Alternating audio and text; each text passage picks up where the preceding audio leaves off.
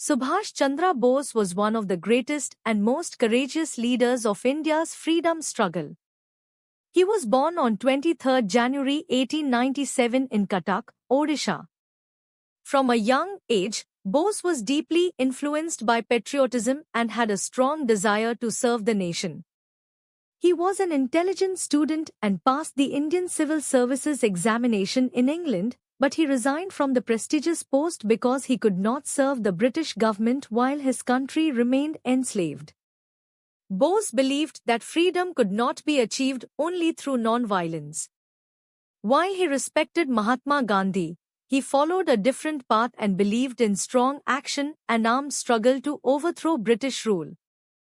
Because of his bold ideas and leadership, he was elected president of the Indian National Congress, but differences with other leaders led him to leave the Congress. During World War II, Subhash Chandra Bose escaped from India and sought international support to fight the British.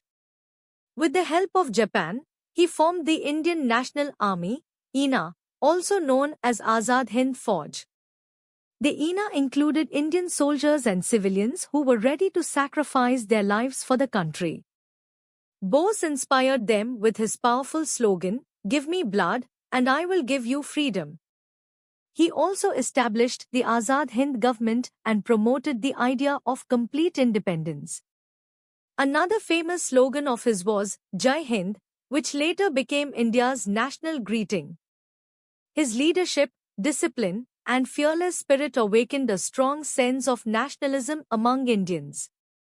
Subhash Chandra Bose reportedly died in 1945 in a plane crash, though his death remains a mystery to this day.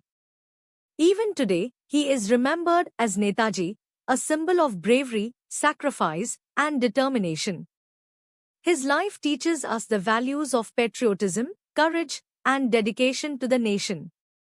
Subhash Chandra Bose will always remain an inspiration for generations of Indians.